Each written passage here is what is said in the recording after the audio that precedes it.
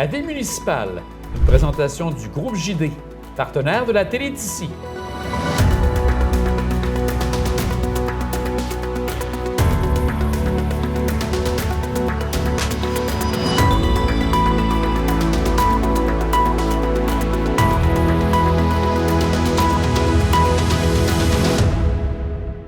Bonjour et bienvenue à la Ville municipale. Cette semaine à l'émission, je reçois le maire de Château-Richer, Gino Pouliot, qui vient nous parler un peu de ses débuts, entre autres à la mairie, comment ça s'est passé, mais aussi en savoir un peu plus sur son parcours professionnel. Bonjour, M. Pouliot, ça va bien? Bonjour, ça va bien, vous? Ah oui, ça va très bien. Merci. On aimerait commencer à voir un peu, en tout premier lieu, je regarde toujours un peu la manière que ça s'est développé pour vous. Quelles ont été vos études en tout premier lieu? Bien, en tout premier lieu, moi, j'ai fait mon DEC en technique infirmière au cégep de Matane. Donc, je suis natif de la Gaspésie, d'un petit village qui s'appelle Baie-des-Capucins, près de Capcha, Saint-Onge-des-Monts, pas loin du parc de la Gaspésie. Donc, j'ai fait ma formation à Matane et puis après ça, bien, je me suis emmené à Montréal. Puis j'ai commencé à travailler parce qu'en région, dans ces temps-là, c'était beaucoup de listes de rappels, il y avait beaucoup de travail. Et j'ai commencé à impliquer dans le monde syndical. Puis après ça, bien, je suis retourné à l'université en relations industrielles. Je n'ai pas terminé le bac, mais j'avais fait, je dirais, 75 du bac à ce moment-là. Tous les cours de droit, là, ces choses-là, j'avais fait ça. Et j'ai été impliqué, je suis devenu conseiller en relations de travail en 93. Et après ça, j'ai poursuivi ma carrière dans un autre champ, là, qui est le Fonds de solidarité de la FTQ. Là, j'ai été coordonnateur au développement de la souscription. Je travaillais toujours dans le milieu de la santé quand même. J'ai toujours été impliqué dans le milieu de la santé. Comme conseiller, c'était à la FIC, donc c'était avec les infirmiers, infirmiers auxiliaires, gynécologues et perfusionnistes. Donc, j'étais représentant pour eux autres pendant presque 25 ans.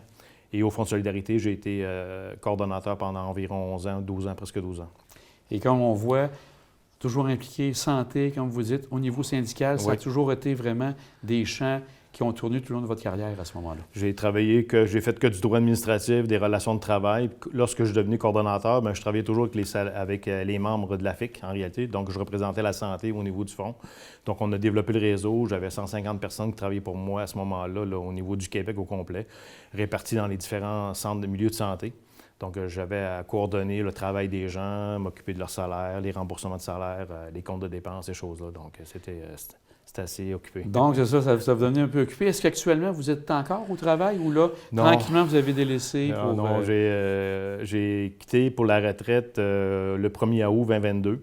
Donc, c'était déjà planifié. Ça faisait comme un an et demi là, que moi, dès que j'avais 60 ans, je voulais prendre ma retraite et puis faire autre chose. Donc, je veux prendre ma retraite de cette vie professionnelle-là, mais je ne m'étais pas arrêté à quelque chose de spécifique, mais je voulais faire autre chose. Comment vous voyez ça? De quelle manière toute cette expérience-là vous a aidé dans le travail que vous faites présentement comme maire de Château-Richer? Bien, le travail m'a aidé parce que j'ai toujours travaillé dans des situations où on venait en aide aux gens. Donc, j'ai eu à gérer beaucoup des situations de conflit, des choses qui étaient toujours des problèmes. En réalité, on gérait toujours des situations qui étaient conflictuelles ou il fallait trouver des solutions à des problématiques qui n'étaient pas nécessairement des conflits. Donc, j'ai eu à gérer ça. Ça a fait en sorte aussi que j'ai eu à développer, si on veut, tout mon sens de l'autonomie, puis je dirais professionnelle, mais en même temps, au niveau de la communication, avoir de l'écoute, écouter les gens, saisir vraiment c'est quoi les problèmes. Parce que des fois, on a un problème, mais qui découle d'un vrai problème, qui n'est pas nécessairement... C'est pas nécessairement ça qui est le problème, c'est un symptôme, je dirais, je vais dire de la maladie, là. Mais il faut écouter comme il faut pour aller saisir vraiment sur quoi qu'on doit aller jouer pour aller régler une situation.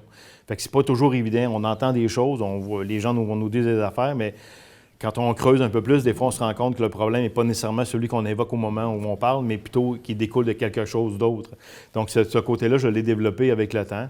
C'est sûr qu'en faisant du droit administratif, bien, moi, je ne prends rien pour acquis. Donc, les gens, quand ils viennent me voir, bien, je vérifie toujours l'information, je valide, je ne laisse rien au hasard. Donc, je disais toujours avant, bien, je suis un peu comme Thomas. Là. Moi, il faut que je touche pour croire. Là, sinon, mais j'entends puis je ne mets rien de côté, par contre. C'est ça. Donc, on peut dire aussi que ça vous a aidé à désamorcer certaines situations plutôt que d'entrer des fois puis faire un genre d'effet boule de neige que la boule grossit, puis que finalement, ça ne apporte pas grand-chose. C'est ça. Des fois, ça ne va pas de grand-chose puis ça devient gros, mais effectivement, il faut toujours désamorcer la situation puis garder le contrôle en réalité en même temps, puis accompagner les gens. Parce que même si les gens ils vivent des choses, on a des situations à régler, bien, les gens, il faut les accompagner pareil, les tenir au courant, y aller, puis s'assurer que ce qu'on prend comme action, bien, ça les rejoint aussi en même temps. Ça, c'est très important. C'est comme ça qu'on va chercher l'approbation, puis le hockey des gens, là. Et ça va aussi amener un niveau de confiance aussi. Les gens, si vous prenez le temps de les écouter, Oui. bien, à la longue, vous créez un climat de confiance qui fait que la personne bien, va se sentir moins mal à l'aise d'aller avoir besoin de vos services. Vous avez tout à fait raison. Puis déjà là, hier, encore une fois, quelqu'un qui m'a appelé, puis la conversation a duré 45 minutes, puis elle était contente d'avoir l'écoute que je lui ai apportée, de l'aide que je lui ai apportée, les pistes de solutions qui étaient à envisager. Puis c'était pas nécessairement des pistes qui vont nous emmener une résolution de problème, mais on a déjà désamorcé des choses, puis on a trouvé des façons de régler la situation. La personne était contente, puis j'essaie de faire attention, nous aussi, de ne pas créer des attentes démesurées. Je sais des fois qu'il y a des situations qui ne sont pas nécessairement évidentes à régler ou à gérer. Puis il faut prendre le temps de bien cerner, puis de dire vraiment qu'est-ce qu'on peut faire dans le dossier, là, ne pas de créer des attentes. Là, qui sont... Comme vous dites, de ne pas arriver avec une solution facile puis dire mais ça va se régler de telle façon puis ça va être correct après. Non. Parce que vous devez penser aux conséquences. Je pense aux conséquences, je pense aussi au déroulement, la façon que ça peut se régler, l'échéancier que ça va prendre aussi en même temps. Parce que les gens, des fois, ils viennent nous voir puis là, sont en situation où il faut régler la situation, mais le cas, mais des fois, on voit que ça va prendre un délai quelconque. Donc, il faut amener la personne vers ce délai-là puis lui faire comprendre ou lui faire réaliser qu'on ne peut pas régler aussi vite qu'elle le souhaiterait. Sa demande est légitime, mais en même temps, dans les faits, on n'est pas capable. Donc, j'essaie de faire attention pour mesurer ces attentes-là. Et comme vous dites, il y a quand même un gros réseau. On peut ressembler avec un lien avec les concitoyens que vous avez à Château-Richer. Vous devez faire attention pour que ça contente un peu tout le monde sans nécessairement arriver puis qu'il y ait une situation fasse que vous devez penser aux autres personnes aussi, bien, et pas simplement à la personne. J'ai toujours pensé collectif. J'ai toujours une pensée collective. Mon milieu professionnel fait en sorte, ou mon expérience professionnelle fait en sorte que moi, mon approche est collective. Je ne veux pas avoir des solutions individuelles qui vont venir au détriment de la collectivité. Donc, quand on prend des décisions, on règle des choses, il faut toujours que je pense à la conséquence que ça va apporter au niveau de l'environnement, au niveau des gens qui nous entourent, des autres citoyens aussi en même temps, parce que si on dit oui à un, mais il faut dire oui à l'autre aussi. Et on ne peut pas dire, mettons, si je dis oui avec des arguments, mais je suis capable de dire non avec les mêmes arguments en réalité. Fait qu'il faut avoir une ligne de conduite puis s'en tenir à ça aussi en même temps. Mais c'est pas tout blanc tout noir, là, mais il faut s'en tenir à Donc, c'est les zones grises, beaucoup, qui sont à gérer. Il y a beaucoup de zones grises, mais en même temps, il faut rester sur la ligne quand même le plus proche. C'est ce que vous avez en tête. Il y a un trottoir, on peut se promener sur le trottoir, mais il faut rester sur le trottoir. Je comprends. C'est une bonne analogie, j'aime bien. Qu'est-ce qui vous a amené à Château-Richer? Parce que comme vous dites, vous étiez en Gaspésie, vous avez été à Montréal. Qu'est-ce qui vous amène à Château-Richer? Qu'est-ce qui m'amène à Château-Richer? En réalité, j'ai vécu toute ma vie, en réalité, professionnelle entre Québec et Montréal. Donc, moi, j'étais autant à Québec, au Château Royal, si je ne me trompe pas, là, sur les plaines d'Abraham. Là. Ah oui? Donc, il y avait un hôtel qui était là. J'étais en face du bunker, puis on avait souvent des rencontres là au ministère des Affaires de la Santé. Mais vous habitiez Montréal à ce moment-là? J'habitais Montréal, mais j'étais une semaine sur deux pratiquement dans les hôtels dans la région de Québec tout le temps. Là. Donc, moi, la région de Québec, c'est comme, je dirais, c'était ma deuxième place, ma deuxième demeure en réalité. Et je connaissais le coin, puis en fin de compte, j'ai rencontré quelqu'un, puis c'est sûr, il y a un peu d'amour dans tout ça aussi en même temps, puis c'est vraiment ça la vraie raison. Et on est tombé en amour avec Château-Richer. Vous étiez venu quelques fois on a visité plein d'endroits, mais Château-Richer, c'était l'endroit qui nous donnait qui nous faisait vibrer, je vais dire ça comme ça. Et puis, on est tombé en amour, puis on s'est installé ici en 2010. En 2010. Donc, ça fait déjà une quinzaine d'années que vous êtes ici, grosso modo, modo, mais en réalité, je vivais sur deux villes toujours quand même, mais on avait comme deux maisons. On avait gardé les maisons, puis on se promenait entre les deux maisons. Fait qu'au lieu d'être dans les hôtels, on était chez nous en réalité. Puis les week-ends, on allait dans une maison ou dans l'autre, mais on a vécu sur les deux villes, vraiment. Là. Puis on pourrait dire, vous êtes atterri officiellement, là, dire là, que c'est votre maison principale? Officiellement, c'est en 2017, là, où on a racheté une deuxième maison en réalité à Château-Richer, parce qu'on en avait une, puis là, on en a racheté une deuxième, celle où on demeure présentement, qu'on a restaurée au complet, une deuxième ancestrale. Et puis, c'est ça, on est établi là, depuis 2007 à façon officielle. Si on regarde maintenant la partie politique, parce que bien sûr, on a vu peut-être que justement, votre travail vous aider à votre implication politique. Oui. Mais est-ce qu'au niveau familial, est-ce qu'il y avait une tradition chez vous politique? Est-ce qu'on parlait politique chez vous? Oui, on parlait politique parce que, étant natif d'une petite place, c'est sûr que les gens s'impliquent beaucoup au niveau de la communauté, puis on retrouve pas mal souvent les personnes sensiblement les mêmes. Mais moi, l'endroit où je viens, c'est la baie des Capucins, comme je le disais tout à l'heure, donc près de Capcha-Saint-Anne-des-Monts. Et mon grand-père, Paul-Émile Pouliot, a été maire de la place pendant 4 mandats, 16 ans. OK. Et par la suite, mon père a été conseiller entre-temps, mais il est devenu aussi maire de l'endroit pendant 3 mandats. Lui aussi, il a fait 12 ans à peu près. Donc, c'est sûr que j'ai été élevé un peu là-dedans, j'ai vu un peu évoluer tout ça. Et moi, je m'étais dit un jour, ben si je retourne demeurer en Gaspésie, parce qu'on ne sait pas qu'est-ce qui nous attend, je me présenterais aussi comme maire là, dans la région. Puis quand je suis arrivé à Château-Richer, je dis, ben moi, j'aimerais ça être maire ici. Là. Okay. Puis on parle entre 2010 et 2007, c'était un peu ça, que je le voyais un peu comme ça, mais j'avais dit ça comme ça, un peu comme... J'avais lancé ça comme ça. Et puis finalement, en 2021, il y avait des élections. Je savais que je partais pour la retraite. J'ai dit, bon, ben je pense que là, je sais qu'est-ce que je veux faire. Fait que c'est là où l'idée est arrivée, puis je dis, ben ouais, je vais m'impliquer. Puis j'avais découvert un peu Château-Richer par tout son côté patrimonial. Puis le moulin Le Petit Pré, ben le foreman, quand on visite le moulin, il y a des banderoles. Puis un foreman, c'est le foreman Pouliot. Puis c'est un de mes ancêtres, Charles Pouliot, qui était foreman dans les années 1660 sur le moulin du Petit Pré. Et la maison où j'habite présentement, j'ai un autre de mes ancêtres, Charles, qui était propriétaire en 1890.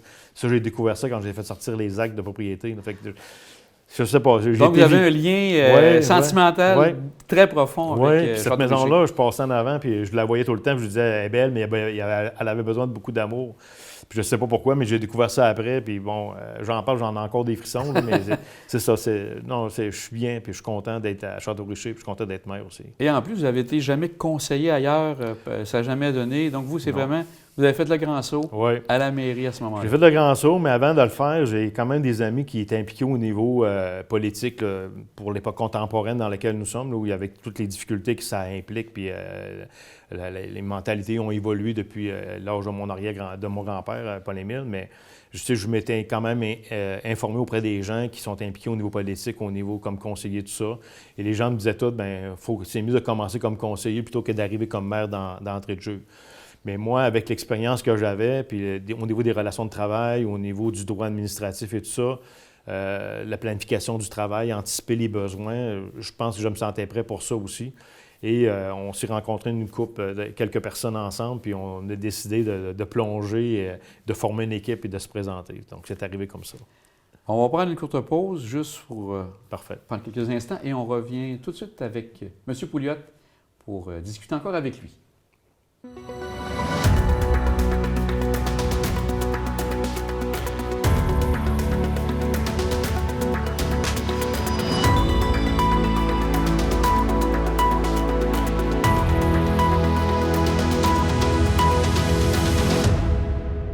La Ville municipale, une présentation du groupe JD, partenaire de la télé d'ici.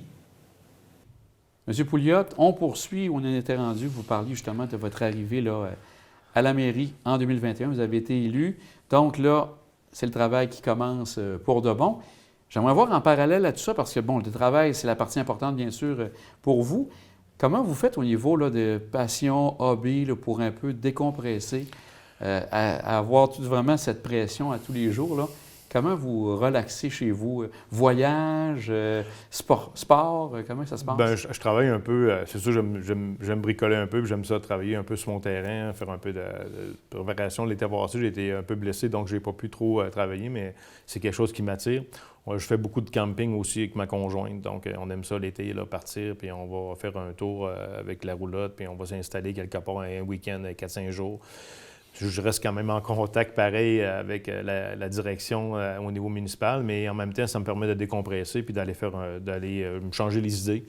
Et je suis sûr que j'aime beaucoup faire de la moto également. Donc, on visite des coins. J'ai visité pratiquement tout le Québec au complet. Là. Je pense qu'il n'y a pas de région que je n'ai pas visité. L'Ontario, pas mal aussi.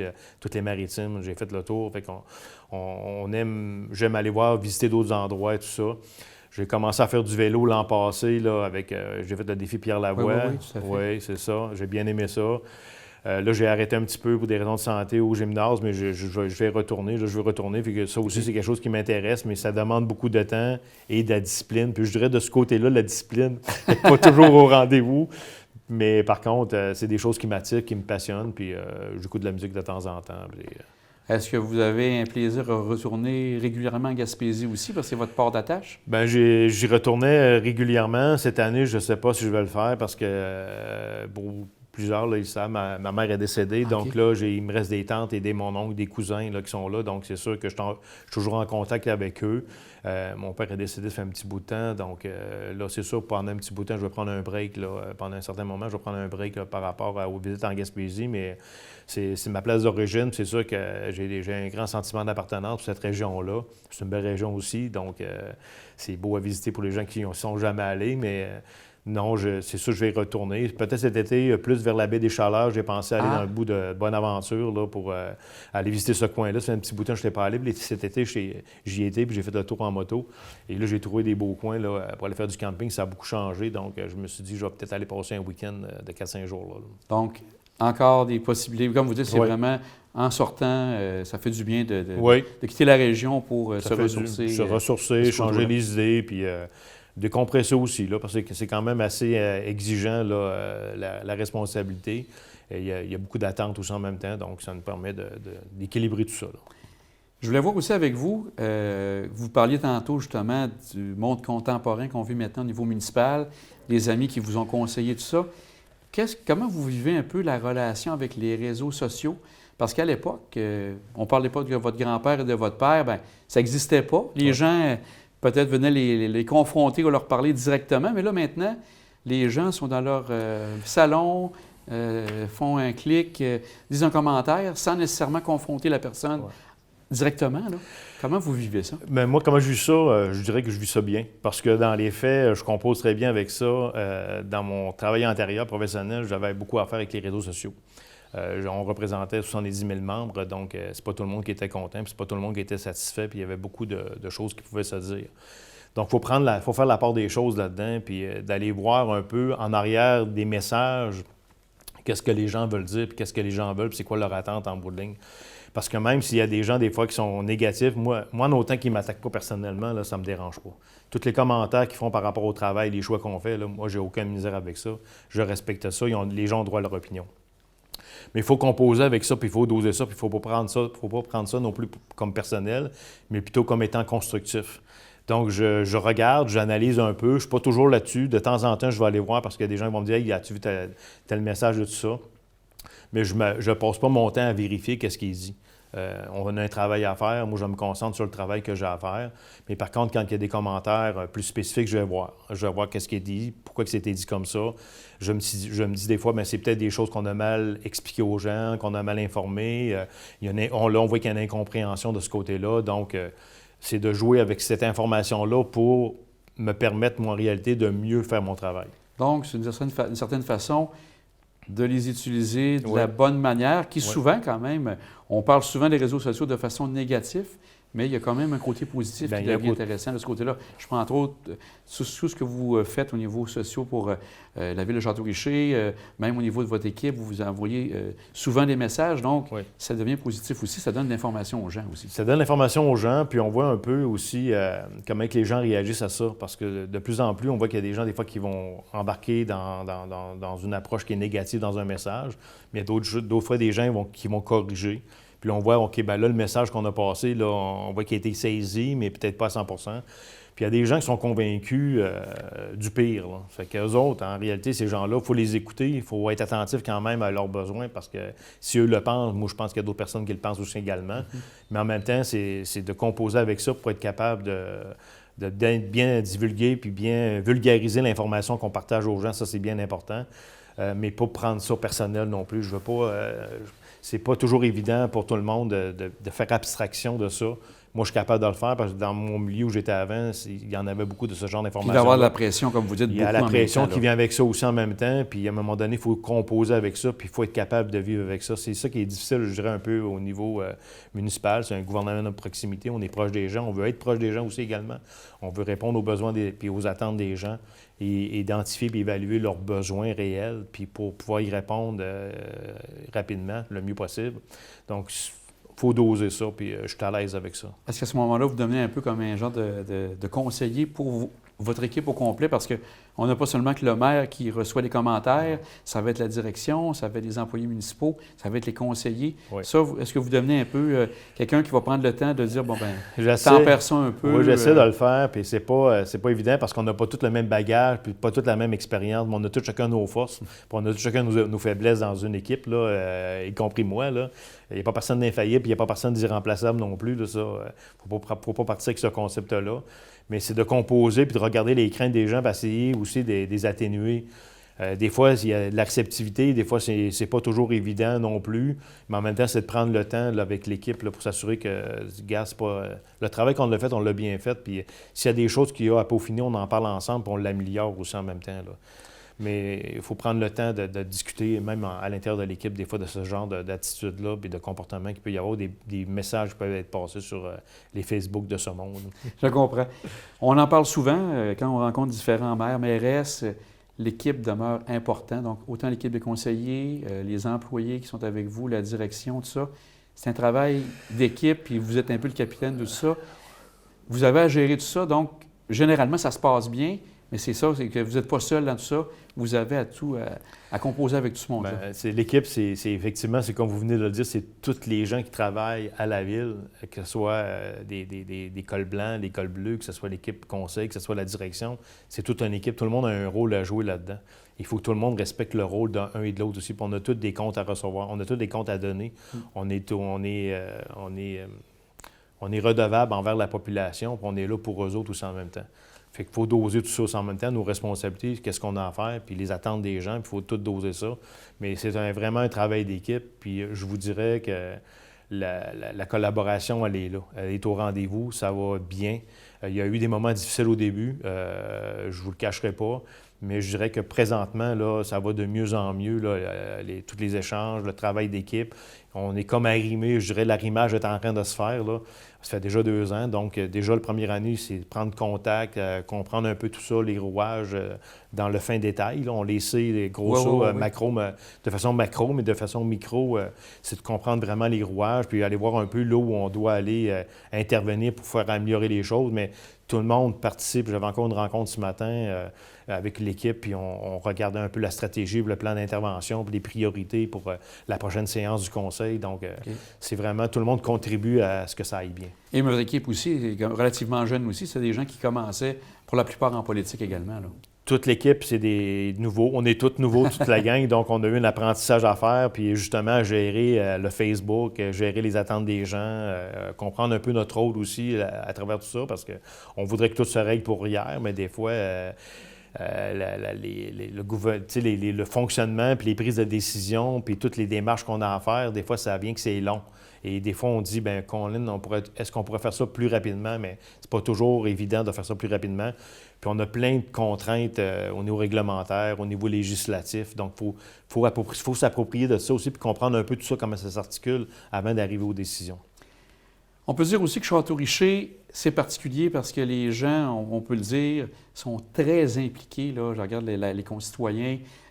Au niveau politique, c'est une part importante pour les citoyens. Comment vous vivez ça de voir que justement les gens sont investis, puis ça amène certaines situations, mais qu'on sent qu'à Château-Richer, la politique municipale a une importance capitale, on pourrait dire? À Château-Richer, c'est un réseau, un milieu qui est très... comment je dirais, les gens s'impliquent beaucoup, les gens se sentent très impliqués, sont très... sans dire le mot chauvin, mais c'est les gens qui tiennent à cœur la ville. Ils tiennent à cœur tout ce qui est fait, les choix, comment ils sont faits, les résultats qui sont apportés. Fait que les gens s'informent beaucoup. Encore cette semaine, j'ai quelqu'un qui est venu à mon bureau pour me poser des questions parce qu'il y avait plein de choses qui circulaient, puis je voulais avoir leur juste sur l'information. Donc, j'ai pris le temps de discuter avec et de ramener l'information. Fait que les gens, oui, s'impliquent. Ils vont appeler, ils vont venir me voir et ils vont me demander avez-vous 2 minutes? Mais finalement, des fois, ça en prend 20 puis une demi-heure. Mais je prends le temps. On est là pour ça. On est là pour écouter les gens. On est là pour les informer. Et ces gens-là, bien, ça devient aussi des agents multiplicateurs parce que si on leur donne bien l'information, bien, ils vont répéter l'information qu'on leur donne. Puis si ils ont besoin de précision, je leur dis toujours de revenir me voir puis qu'on précise l'information. Mais non, les gens sont très impliqués, ils s'informent. Puis aux séances du conseil sont souvent présents également. Les aussi. séances du conseil sont très présents. On a toujours environ, je dirais, une quinzaine de personnes minimales dans la salle, des fois 7, mais plus souvent 15 en moyenne. On en a sur le Zoom également. On a permis aux gens de nous envoyer des questions par écrit avant les séances. On a ouvert... On a donné accès à la parole aux gens pour qu'ils puissent venir s'exprimer. Puis beaucoup de personnes nous écoutent aussi via la télé d'ici parce que nos émissions sont télédiffusées avec votre support, votre aide, puis c'est rediffusé.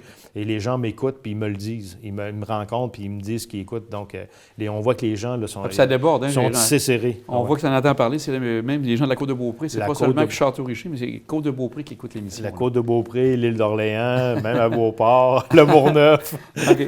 J'ai des gens de partout qui m'en parlent. Donc, j'en rencontre des fois un jour magasiner quelque part, puis les gens m'accrochent, puis je trouve ça sympathique. C'est agréable. Vous êtes devenu une personnalité télévisuelle maintenant. Oui, c'est ça. Vous m'avez rendu populaire. Face à tout ça, est-ce que vous aviez des craintes à vous lancer? Parce que comme vous voyez, c'est quand même pas nécessairement... des fois, il y a des municipalités qui, on peut dire, entre guillemets, plus tranquilles. Vous vous êtes lancé en sachant un peu tout ça? Les craintes que j'avais, c'est... je savais qu'au niveau de la direction, ils ont un rôle important à jouer au niveau municipal. Puis c'est toujours aussi... c'est toujours d'avoir une bonne relation avec la direction parce que quand on travaille en équipe puis on est proche puis on doit se consulter, ça, je dirais ça, c'était quelque chose qui m'inquiétait. Mais finalement, je me suis inquiété pour rien parce que jusqu'à date, ça a toujours été relativement quand même bien. Puis là, avec l'arrivée de Mme Lavigne, qui est la directrice là, permanente à la ville, là, les dossiers avancent rondement. Il y a beaucoup d'heures à mettre. Il y a eu du rattrapage. Je pense qu'on a un rattrapage à Château-Richer d'environ 30 ans en arrière là, sur les infrastructures à récupérer. Au niveau financier aussi également, il y a des choses à récupérer. On est en train de faire ça, donc ça va bien. Il y a un beau travail qui se fait à ce niveau-là. Donc, c'est les appréhensions que j'avais et aussi les réseaux sociaux. On en a parlé tout à l'heure, là, mais ça aussi, ça me préoccupait parce que je ne savais pas trop un peu comment les gens pouvaient réagir là, par rapport à certaines situations. Mais dans l'ensemble, à venir jusqu'à date, je suis à l'aise avec ça puis ça va bien finalement. C'était pas mal les appréhensions que j'avais en arrivant en politique. Et comme on dit, la préparation avant avec votre travail a permis justement de bien vous installer. Mon expérience professionnelle, bien en selle, comme on dit. Mon expérience professionnelle m'a aidé à 200 %, je dirais. Là, c'est vraiment, là, c'était... c'est la pierre angulaire de tout ça. Là. Donc, ça me permet de mieux gérer la situation puis d'anticiper les choses qui s'en viennent aussi, les dossiers. Qu'est-ce qui se prépare pour le futur? Est-ce que déjà vous commencez à songer, à regarder pour la suite? C'est des choses où c'est encore trop tôt pour en discuter? Non, c'est pas trop tôt. Là. Puis je l'ai répété, moi je me représente, je vais faire un deuxième mandat, ça c'est sûr. On a commencé des travaux. Le plan d'intervention sur lequel on travaille présentement, c'est celui qui a été fait en 2016, qui a été poursuivi par l'équipe précédente également. On va préparer à l'automne le prochain plan d'intervention pour 5 ans. C'est une demande ministérielle qu'on doit mettre en place parce qu'on reçoit des subventions, entre autres, de FIMO et de Primo. FIMO et la TEC, qui est la taxe sur l'essence. Okay. Puis on doit nous dire qu'est-ce qu'on va faire, puis c'est quoi les travaux qui sont envisagés pour ces montants d'argent-là, comment on va le redistribuer au niveau des infrastructures. Donc, nous sommes là-dessus. Nous travaillons fort sur ces points-là. Donc, c'est sûr que j'aimerais ça être présent encore, que les gens me fassent confiance pour un autre mandat pour pouvoir mettre en place toutes ces choses-là. Dans le passé, les gens se sont fait promettre beaucoup au niveau des égouts, des infrastructures de base, comme les égouts et ces choses-là, puis ça n'a jamais été fait. Nous, on n'a rien promis à la dernière élection. On avait dit je l'avais dit à plusieurs reprises, même devant la télé d'ici, qu'il n'y avait pas de subvention qui était prévue pour implanter des égouts là où il n'y en avait pas, parce que c'est des nouvelles infrastructures. Puis ils ne faisaient pas partie du noyau villageois. On a trouvé une voie de passage pour pouvoir le faire. Donc, on est sur ce dossier-là. Présentement, on travaille beaucoup sur ce dossier-là. Et on pensait être en mesure de pouvoir faire ces choses-là d'ici 12 ans, mais puis là, finalement, on va être capable de le faire à peu près dans une ordre de grandeur d'environ 6 ans, selon les échanges qu'on a présentement avec le ministère des Affaires municipales et de l'Habitation. Donc, on veut revoir tous les réseaux complets sur l'avenue Royale, le domaine champêtre. Il manque aussi un surpresseur là, pour la pression d'eau pour les gens qui sont sur la rue Coin-Joli et des Coteaux. Et puis la rue Paris également, revenir par le boulevard Saint-Onge éventuellement là, pour tous les égouts et tout ça. Donc, c'est un gros travail qui est à faire. Et j'aimerais ça être capable de tout mettre ça en place pour me dire, bien moi, ça aurait été ça la réalisation que j'aurais faite pour les gens en réalité. Bien, M. Pouliot, on sent vraiment la passion justement pour la politique puis la passion pour Château-Richer, pour le bien-être des citoyens. Oui. Un grand merci. Merci. Merci d'être passé. Alors, c'est tout pour la vie municipale cette semaine. On se revoit bientôt.